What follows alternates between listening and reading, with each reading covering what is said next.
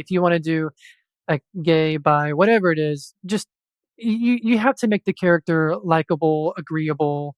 If it's like an action comic, like you said, it's got to be like just this badass, awesome character. And if you don't do that, and all you focus on is whatever you're trying to push, that's bad writing, in my opinion, and that's what ruins stories.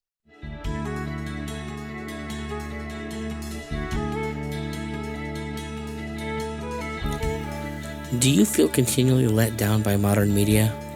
Do you miss the good old days, back when all that mattered was a good story and not some agenda? Do you have ambitions of picking up a pen and pad and fighting the creative war yourself? Then this is the podcast for you. Each week, I'm going to talk to a creator who said enough is enough and started making the content they wished was out there. Join us as we discuss the ups and downs of the self-publishing world. We want to help empower you to join the Iron Age of media. Welcome to Iron Age Marketing.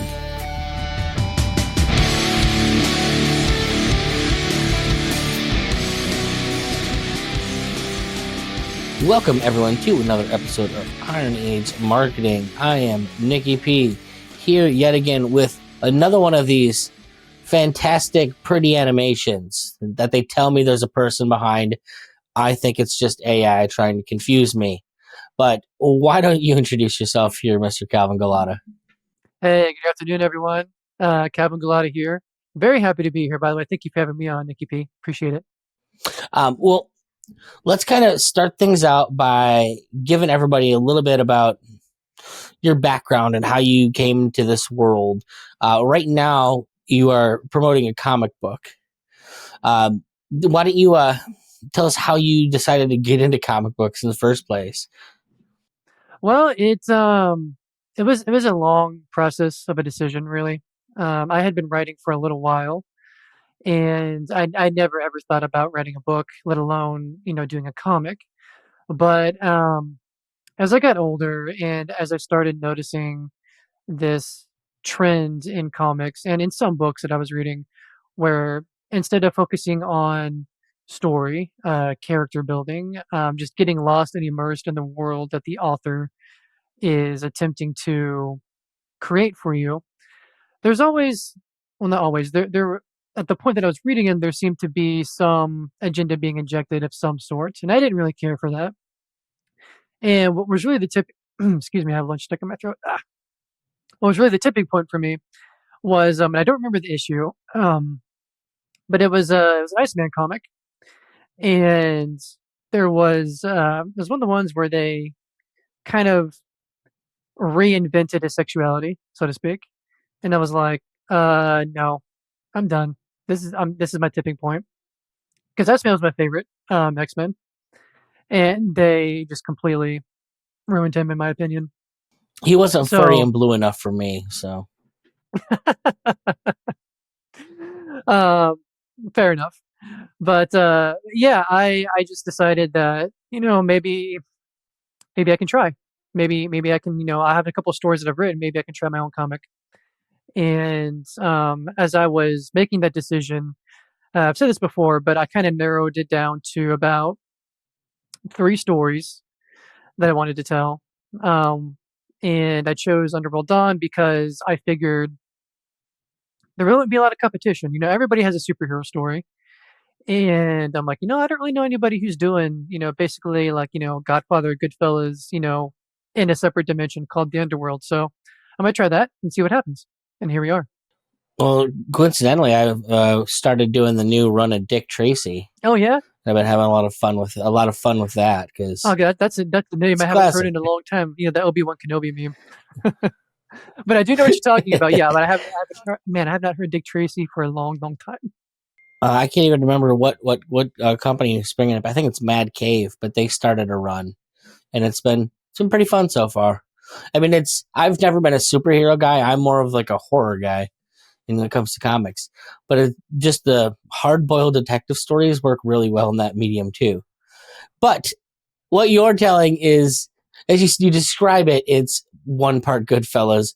But as I look at the character in front of me, that's not the whole story, obviously. Oh no, no, not at all. In fact, I see a little bit of inside baseball on some of the characters. So Clavius, I literally looked at Michael Corleone and I'm like, all right, I gotta have the slick back black hair. I gotta have those cheekbone features. And yeah, I definitely took inspiration off of that character to make Clavius, as far as his look goes, anyway. When you, I'm trying to think about how to phrase this. Is it the stories and the way they're approaching things, and you just not liking it, or is there a certain amount of like intrusion on the space that also bothers you when it comes to the the I guess the comics takeover that happened? I don't think it's so much that I don't like the story. There are people who won't like my story, and that's perfectly fine. But I don't think it will, make them want to tell their own story. At least I hope they don't hate my story that much to say, "Hey, this guy's story sucks. I'm going to make my own." I'd rather inspire people to make stories by liking my story. But yeah, I don't think it's so much that I didn't like the story because you can not like a story for very valid reasons. Maybe you're reading a story and it becomes too like dirty for you. And by that, I mean like, blood, guts, gore, and things like that. Or maybe there's not enough action in it. Maybe the story's too slow. There are various reasons you can, not like a story that are perfectly valid.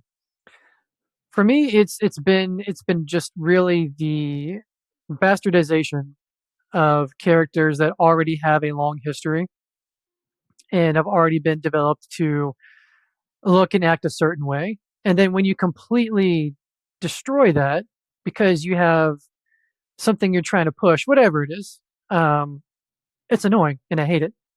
And it's become this constant thing that I've noticed. And so that's really what pushed me to do my own thing. And um, I hey, if you're being paid to do it, whether it's Marvel or DC, and that's your thing, hey, you got to pay the bills. Totally get it. And I respect you have to provide for your family and all that stuff. If you're being paid to do it, and they say, hey, we want A, and we're going to pay you to do A, and that's what you do. I can't begrudge you for doing that. What I can begrudge people for is if there is a purposeful reasoning behind some agenda you're trying to push, whatever side of the aisle that may be. And that's what I hate. Well, what's funny to, or I guess, and this is the approach that I would take is like I would feel forced to just have to write like the gayest character ever, but like make it the most badass character ever, just because like like there's that the temptation was like, no, this isn't about gay. This is about you write she characters. I'm gonna make the coolest gay character that's ever existed, just to kind of throw it at their just to throw it at their face, like you you guys suck, not gay people. I think a good example of that is have you seen that I think it's a TV show, Black Sails? I've never watched it, but it did look interesting. It's like the Pirates one, right? Right. So, if I recall correctly, nobody attack me in the comments, but if I recall correctly, the main male lead, the captain, he ends up being gay, but you don't find out till much later because it doesn't really matter. The only way you find out is because, oh, I'm sorry, spoiler alert, I should have said that. Um, but the only reason why you find out is because there's like a flashback. They don't make it a central part of his character. They don't like shove it down your throat or anything. It's just there's a backstory, and you have to find out. But he's a badass character, so that to me that's a perfect example. What's even funny is like it's they can make it a central element of a character and still have it be like entertaining. I'm a big Doctor Who fan, and Captain Jack, like one of the parts of his character is like not that he was gay, but they basically he'd screw anything, and like it makes for a funny character trait. Like he flirts with everybody in the show, but he's got an indomitable charm that like you gotta like the guy, and so it works for him. And it's like there's a way to write a character and not to like it is so much like it's a, even like you want to blame it. Oh well, you made an essential point of their character, but even that you can still not suck at doing. The bottom line is this: we have such crappy writers that have gotten a hold of the industry. 100%. Yeah, if yeah, perfectly agreed. As you said, if you want to do like gay, bi, whatever it is, just you have to make the character likable, agreeable, If it's like, an action comic, like you said, it's got to be like, just this badass, awesome character. And if you don't do that and all you focus on is whatever you're trying to push, that's bad writing, in my opinion. And that's what ruins stories. Like, so that's hopefully what I'm I'm hopeful that people like Furica and Vinchessa, they're my two bi characters, and I've made it very obvious that they're bi in the first issue, and you see it even more in the second issue. And I'm hoping that I can make them likable enough to where people don't think that I'm pushing an agenda, because I'm most certainly not, because I hate that, as I've already said. I made them that way for story reasons, and that will unfold as the story goes on. Nice. So once again, you kind of liken this to like a Godfather type tale.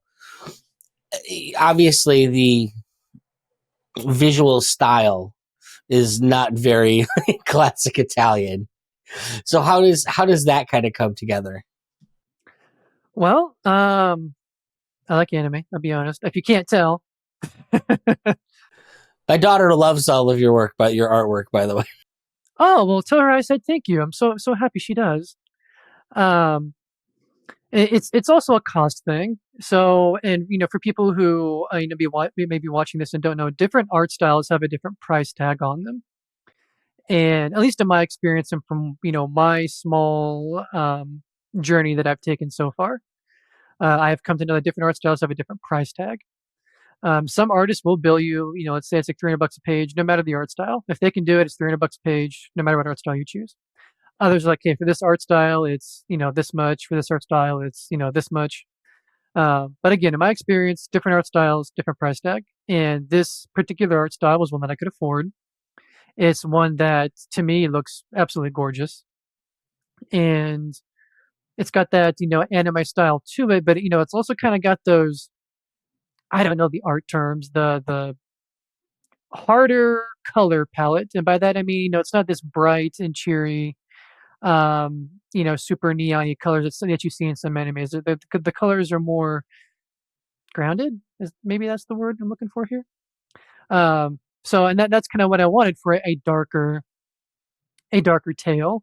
I didn't want it to have these beautiful springtime colors, and then you got people having their intestines torn out and their spines ripped out through their mouth. And I don't want that to with pretty colors. That's it's kind of a mix that doesn't look visually like I didn't expect that from this color palette. It's weird. Fun. I'm excited to read the book because when you talk about it, there's a little bit of I don't know. Did you ever watch the it's Comedy Central show Ugly Americans? No, I didn't. It was a weird show. It involved like a whole basically an alternate dimension version of New York City where you had like monsters living amongst people and like there was like a whole class of demons from hell that like ran companies and stuff. And it's like this what is this the main character was dating a demon and then like her ex-boyfriend was a demon, was always hanging around like it just made for like an entertaining narrative, Yeah, it but it sounds like it. also meant that there was like a lot of hyper gore going on around Mm, like the city and stuff, like as people used to get spines ripped out of them and whatnot. mm, mhm. So there's just like elements of those things like that to me are fun, funny, whatever. I imagine are going to be part of the story. Yeah, and it's not. So one thing that I told on a Drink with Crazy show with Royce is it's going to get to berserk levels of gore and just uncomfortability as far as like reading it, watching it, seeing it. And I said on there that I gave the studio a little bit of a teaser of what happens in the future issues, and they said that the artist might not be comfortable drawing some of those scenes because they're pretty graphic. And so I may have to change up how I do certain scenes. And I also want people to know that, and I should have said this earlier, but I didn't. So I'm saying it now, of course. It's You're not going to be thrown into a scene that is gory or sexual in nature or whatever without some sort of warning. Like you're not going to turn the page and it's just suddenly there. I'm going to lead up to it gradually. So the first couple issues are going to get it gets gorier as the story goes on. The first couple issues are not going to be as bad as some of the later issues. The later issues get pretty up there in terms of how how hard some of the scenes are to read and look at, and that's purposeful. Because again, I don't want to just throw you right in the thick of it in the first few issues. Well, I mean, you look at any of those old mob movies, they always start with talking. It's when talking doesn't go anywhere that the stuff starts happening and horse heads end up in the bed. Yeah, you gotta, and I am a fledgling author. I'm learning as I go. One of the feedback I heard the most so far from Underworld Don #1 is it's kind of wordy when Clavius is talking in the beginning. And the reason for that is I'm trying to set him up as a schemer, someone who knows, is like 10 steps ahead of somebody already. And it always annoys me in stories, whether it be books, anime, comics, when I don't think someone has been set up as a schemer and somehow with that explanation they already know what their opponent's going to do. Well, how do you know that? You haven't been set up as the schemer type of character. You haven't been set up as someone who does any plotting. You just know because you're the main character. And then, the other thing too, and I'm glad that you brought it up, is yeah, when you watch those mob movies, the theme typically is, hey, we're gonna talk a lot before anything, really happens. We have to, whether it's, we have to get permission from, the heads of the five families or whatever, or whatnot. There's a lot of talking that's involved before any real action happens. Goodfellas is dialogue. Lots and lots of dialogue. But the other thing too is I do try to throw some action in there. So like, at the end of Underworld Dawn #1, you see, Ellie take on one of the Kepo regimes of the Harkoni family, so you get some action there. And then you of course see Fury kind of Vincenzo go and take over a train station. So there's action in it. I try to make sure people are entertained. Um, and honestly, if I had the money, I would make those action scenes, you know, drag out a little bit. And I don't mean drag out in a negative way. I mean like I'd make there be more substance to those action scenes, I should say. But when you get that many pages into a comic, although I guess technically it's a graphic novel because it's more than 25 pages, um, it it gets expensive. Once you reach that 25 30 page mark, it starts to get up there in cost, and it was already expensive. So I was like, okay, I want there to be action scenes, but I have to rein in the cost a little bit because I'm completely funding this on my own, really. So it's not like I'm not being published by anyone. I don't have any like nobody from my family or anything like that's helping you. It's all me. And I don't say that in a pessimistic way. I say that so people understand. Yeah, this is all coming out of my pocket. And if people watching this say, well, the action scenes were kind of short. Well, there's a reason. It costs money. So let people know, go out, purchase your copy of it, and maybe you'll get better and more action scenes in the next book. Yes, I would love to put more pages for the action scenes that I decide to have. So, yeah, please do go support. Good news. Underworld Dawn campaign has reached 100% funding, so it's 100% there. It just reached its goal last night. Now let's kind of switch gears here, and this is your first time doing a book, and so I imagine it's no surprise when it's been a bit of a learning experience. What are some of the big takeaways that you've kind of really pulled from going down this path? Um, I have to go with the monetary aspect of it. So, and this is something that I would suggest anybody who is an author who is doing their comic or who wants to start, really get your budget nailed down and then double it because that's what happened to me. I had the budget, I got the quote from the artist and everything. I'm like, okay, here's their quote, here's my budget, here's what we're going to do. It ended up being double that. And it ended up being double that because some artists charge for alterations. Some artists, have a certain, panel count that they'll do per page. Thankfully, I've been blessed with my art studio. They've been wonderful to work with. But still the cost, kind of doubled. And for me, it doubled because not because of the panels, not because of the alterations, but because I initially Underworld Don #1 was only going to be about 25 or 30 pages. But the head of the studio, and this is why the studio is so good to work with, is he came to me and said, "Hey, we really enjoy working on your project. We like your story a lot, actually. We think that you should, increase the page size." And I know some people are going to say, well, of course the artist is going to say that because they want more money. But I genuinely believe that the head of the studio came to me because he cared about the story and he wanted to work with me more and get more out. And he was even like, "Hey, I know that this is a lot of money, so if you want to, end up,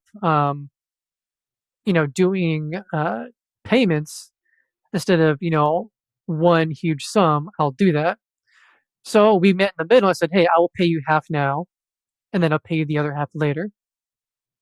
So that to me that's how I think when you've got a really good studio who cares about your story is when they come to you and they want to do more and they're willing to accept a pretty hefty payment later if as long as you split it up.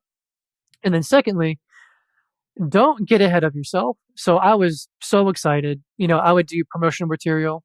I did holiday posters. I did I I think they call them like animatics. I don't know the right word for it, but it's the one where I inside the campaign page. It's like it's a song, and you have some sketches drawn out to kind of still animate the song, like with still animation with some fluid animation, and that was a lot of money. So, and but don't get ahead of yourself. I mean, don't spend so much money on promo material and all this other stuff because you want to draw in a crowd if you have a small audience like I do. And I don't want people to think I'm being pessimistic or negative in any way. I'm just coming at this with a monetary aspect in that I know, you know, this stuff is expensive, as I've said, and I don't want people to spend, all this money on their comic and then spend a ton more on promo material and they don't get the return on it that they expected. Well, if you've got an outlet of say 100 people on your Twitter, that's the most people are going to see what you did. Does it make sense to spend $1,000 on an animation? Sure, it looks cool, but if if everybody in your outlet that you can advertise to has never is wouldn't like if you sold to every one of them, and it wouldn't make the cost of like say the animation worthwhile. You know, then what you're doing it for vanity at that point. It makes you feel like you're doing the right things, as opposed to look and say, look, I know I have this many people. This is what I can afford to reach out to them, and maybe what's a more cost effective way of reaching these people, still being memorable. I'm of a belief that like a good idea, a good memorable idea, is much better than a really expensive video, or a really expensive idea. I wouldn't say, at least in my case, I wouldn't say it's for vanity. That's why I said I got overly excited. I was like, oh, I'm going to do this. I'm going to do that. I'm going to get this video out. I'm going to do these holiday posters. People are going to love this stuff. And some people did. The people who saw it ended up liking it. But there again, that's why I say don't get ahead of yourself and end up spending, all that money and the return not being, um, what you would want or hope for it to be. So, which holiday, out of curiosity? I've been doing it for a couple of years. I always do a Halloween and a Christmas one, and the Halloween one for this year is set to be done in the middle of October. Um, and I will say this might be the I'll say it like this. I might rethink doing holiday posters. I love doing them. I really do. And I love getting them out there, but they are costly, and I can use that money for something else that might be a little bit better. So I may be rethinking what I put my money towards. I'm not talking about investing in less. That's not what I'm saying. I'm saying I might be putting my money in a different investment bucket, if that makes sense. That we're in. I don't want people to think I'm being greedy and making everything about money. I most certainly am not. What I'm getting at is, I need to spend my money where it makes sense. And I want others who see this and watch this who are getting into this space to definitely spend your money where it makes sense. If you do not have a large audience, and like Nicky P just said, does it make sense for you monetarily speaking to spend $1,000 or whatever the money is? It could be 300 bucks. Does it make sense for you to spend that money on whatever it is you're looking at, be it a poster, be it a video, but whatever it is? And if you do the math and you're like, well, maybe it may not make sense monetarily wise, but I want to do it because I really like it and it'll be on my website or whatever, and it'll be something people come and watch later. Then you weigh that into consideration. That's why I prefaced everything I said, for this with that's why I got too excited and too ahead of myself because I'm more emotionally invested in getting people to read my comic and like it that I will do everything I can to get it out there. But monetarily speaking, I may have made the wrong decision on investing in an animatic that not many people have seen. Well, but here's another thing, and this take into consideration, everyone. I'm sure you'll agree that, like, because of how long the process is and how many obstacles you do come up against, there is absolutely something to be said for anything that can re-excite you and reignite you as a creator in the project. Something that, like, yeah, this it's not helping me necessarily bring in a ton more people, but like it's helping me to feel excited and like the project's a little bit new in some way again to have something. I don't begrudge that to anybody. 100% disagree or agree. Yes, agree. Yes, 100% agree.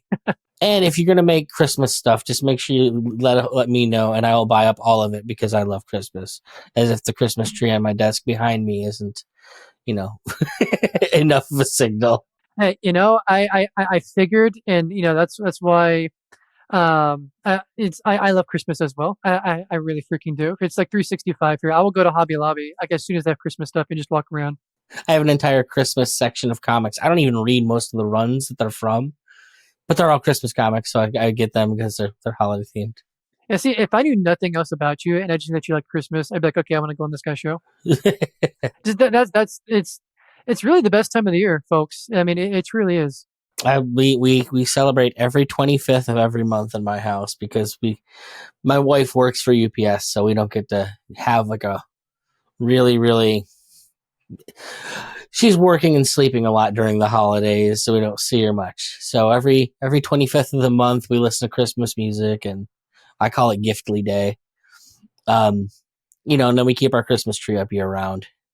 We change the decorations every month and like have different skirts for the seasons, but the main tree stays up, and then we put up more trees when the actual holiday comes around.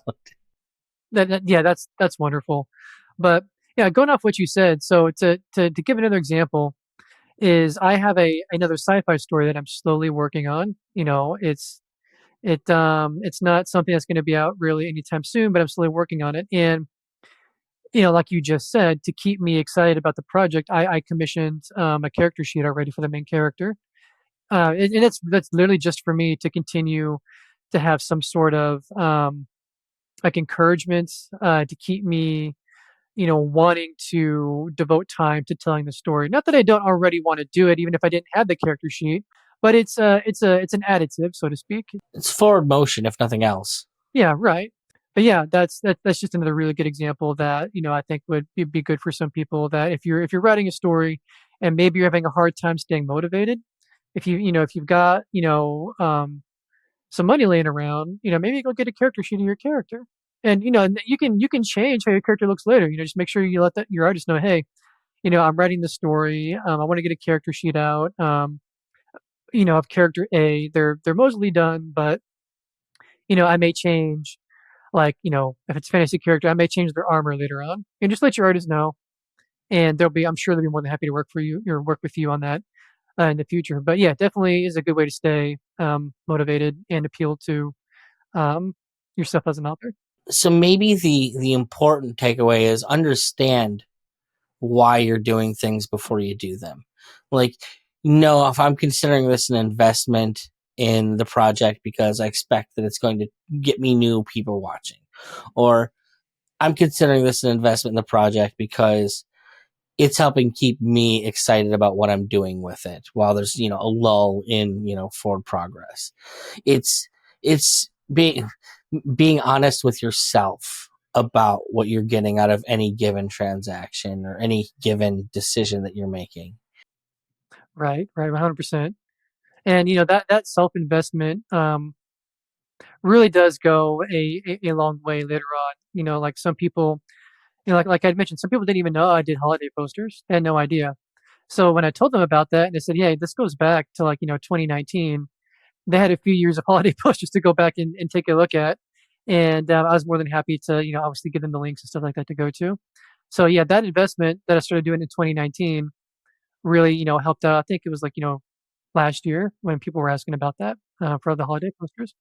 I mean, I've been following you for at least a year and I had no idea about these holiday posters. And now I need to go back and grab them all. Well, yeah, you see, that's the weird thing too with the algorithm is every time they're done, I post them, and I post them a few times throughout whatever the holiday is. So let's say it's a Halloween one, that's going to be coming out in the middle of October. I'll post that a couple times all throughout October and even into November. And I do the same thing for the Christmas one. Go through Christmas and then January. And for you, like you just said, you've been following me for a year, and you just now found out. I don't. I think you have to add a hashtag or whatever. Like I don't work on the algorithm aspects very very well myself. So It's not even that. It's if you're not posting if you don't post it 3 times a day every day, then no one's ever going to see it. Just because of the algorithm, there's too much other crap for people to see that they're just not going to get to see it in their feed. And it's annoying and it sucks. But that's the bottom line about how the system works. Like the people that do really good on Twitter are people that have time to live on Twitter. That's I spend more time than most because, elements of what I do, it helps to kind of be mixing it up. But I'll be the first to admit I'm not great at Twitter because I'm just not pithy enough. It's just not my personality. I like long form discussion and things like that. no, I definitely agree with you there. I'm not a social media person either. Like the last social media I actually liked is going to show my age so much was MySpace. That's the last time I actually enjoyed the social media aspect. Well, I'm an emo kid, so I just remember MySpace being how all my bands shared their music and then getting to go to other people's pages and hear my music on there. Oh yeah, MySpace was freaking fantastic. I was so excited when it got picked up and bought, and we thought they were going to bring it back, and they didn't. Oh, I didn't even know that. I didn't even know it got picked up and bought. Wow. Yeah, I think you're pretty sure you can actually still go to your old MySpace page. The only elements that don't work are the last time I was there, the audio elements didn't work. Oh yeah, I'm sure they ran into like copyright issues or something like that. Well, for me, that's how I used to share all my music. Yeah, right. That's what people did. You go to someone's MySpace page and they've got either it's an embedded media player with one to five songs, or they just got one song playing in the background. And mine in particular, there's still one original song that was the only place that existed. The original hard drive that it was on crashed, and so the only place I could go to listen to my one song, what do you call it? It's Chupacabra. It was called, and the only place it was on MySpace. And now I can't even listen to it there. I remember it. I remember it in my head. It was a good song though. Yeah, yeah. All those good songs can definitely make it memorable. So why don't we tell everyone, well, I still got you here, where they can head out and get their copy of the book? It's on Kickstarter. So if you go to Kickstarter, type in Underworld Don, you'll be able to find it there. I also, post about it on my, Twitter. I try to do, a couple of times a day, but as I've just admitted, I am not very good at social media. And then you can also go to my website, underworlddon.net, and that's where I'm honestly the most active is on my website. To contact me if you want to talk to me about anything. If you need to, if you want advice from me, I'm more than happy to give it. You can, contact me through there as well. I don't have a Discord or Guilded. I disbanded my Guilded. So if you're watching this and you're from my Guilded, I'm sorry, but I will not bow down and kowtown to the Roblox nonsense. So I don't know. I don't know what I'm going to do as far as the community goes. I think I've arrived at a soft conclusion, not a hard one, a soft conclusion that I might wait until the audience grows a little bit before I create a server somewhere. I've also been thinking about putting just forums on my website. Go back to the '90s style or in the early 2000s. So, but yeah, for now, underworlddon.net is kind of the main hub of where I operate out from. And then my Twitter, at Calvin Gulotta, and then you can go to Kickstarter and type in Underworld Don. You'll find it there fully funded. Awesome. Well, thank you so much for coming on, Calvin. Everybody go pick up a copy of this book. It's one that I know I'm definitely been waiting for. So you'll be in good company there. Well, thank you for having me on. Do you fancy yourself the next Tolkien, Lewis, or Barker? Maybe you just have something subversive to say. Hopefully this podcast is helping you. But maybe your ambitions are just a little bigger than you can handle on your own. Head over to ironagemarketing.com and let Nicky P help ensure your book doesn't release to nobody.